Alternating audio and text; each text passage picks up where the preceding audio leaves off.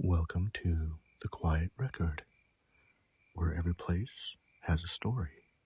Some are written down, others are left behind, waiting for someone to listen.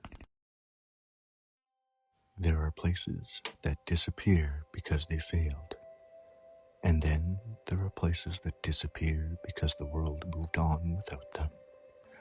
Leary Brickworks wasn't a ruin born of neglect or incompetence. It was a working industrial site, deliberate, costly, and human, that simply outlived the conditions that made it necessary. To understand what stood here, you don't start with the buildings. You start with the people who believed it was worth building at all. At the turn of the 20th century, George Leary made a serious bet on this land. This was not a small rural kiln or seasonal side project. The Leary Brickworks was a dry-pressed, red-faced brick plant, a modern industrial operation for its time. The plant alone cost $75,000 to install. Adjusted for today, that's nearly $2 million. That kind of money doesn't get spent on hope or guesswork. It gets spent when someone believes the ground beneath their feet can support a future. Shale was plentiful here, rail access made distribution possible, and brick, durable, fire-resistant, permanent, was in demand across Manitoba. Brick doesn't make itself. On a typical working day, the Leary site employed 11 to 13 men. No more, no less. Every role mattered. Every absence was felt. One man fed the shale crusher. One man ran the crusher itself. One tended to boiler. One operated the brick press. Two moved fresh brick by wheelbarrow from press to kiln. 4 to 6 worked inside the kiln, stacking and firing, and always moving between every station, troubleshooting, adjusting, fixing problems as they arose. William Leary, known to most simply as Bill. This was not absentee ownership. This was hands-on, daily, physical involvement. The brick-making season ran from spring thaw to early winter, from April or May until October or November. The site worked nearly every day. In early years, a bunkhouse stood on site. Men slept where they worked. This wasn't just a job site, it was a temporary community. The Leary papers give us something rare, names. Not just tools or averages, but individuals.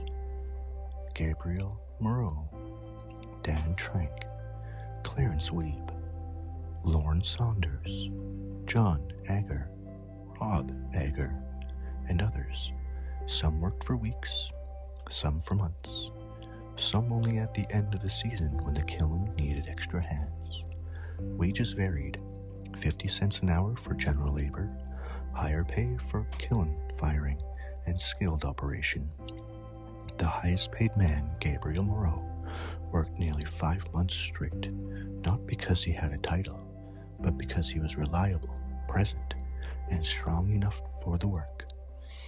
2 of the Leary boys, Bryson and Donald, also appear in the ledger, paid less, helpers, learning the site the same way everyone else did, by doing. This was not a hierarchy built on distance.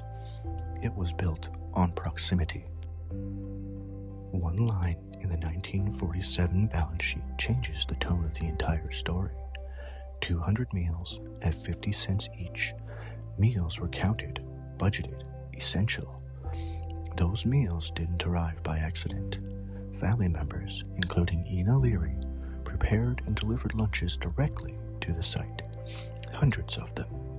No wage recorded, no ledger entry beyond the cost of food itself.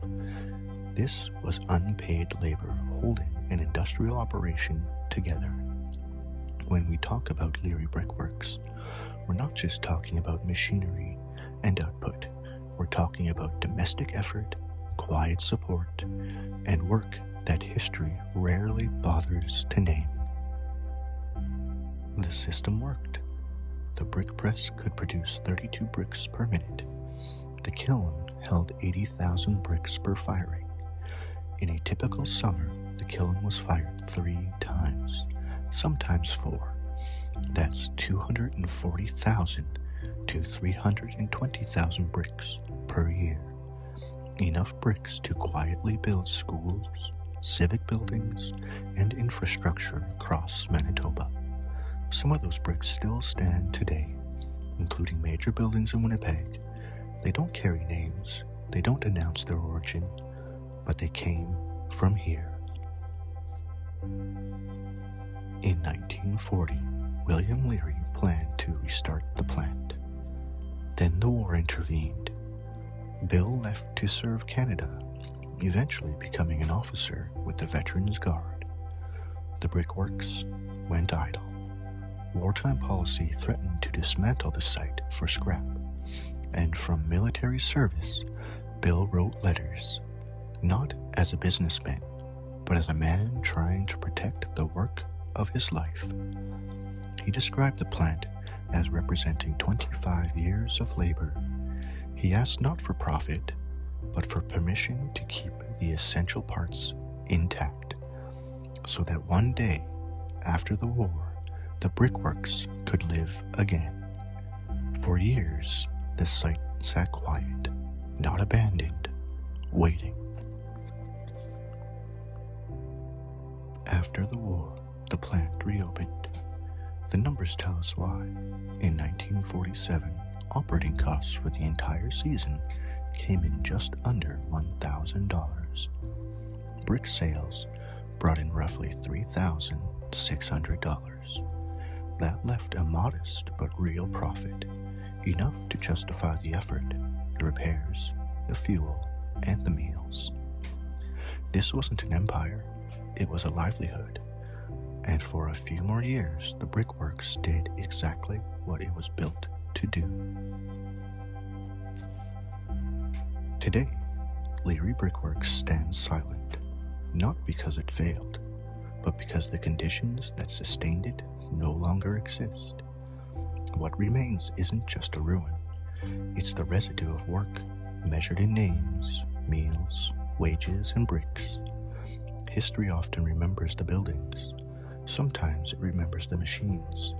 Rarely does it remember the people who kept everything moving between the two. What remains isn't just brick and timber. It's the memory of the people who passed through and the land that time forgot. Thank you for spending a few moments here with me. If this place spoke to you, I hope you'll join me again as we explore another forgotten corner and the stories they still hold.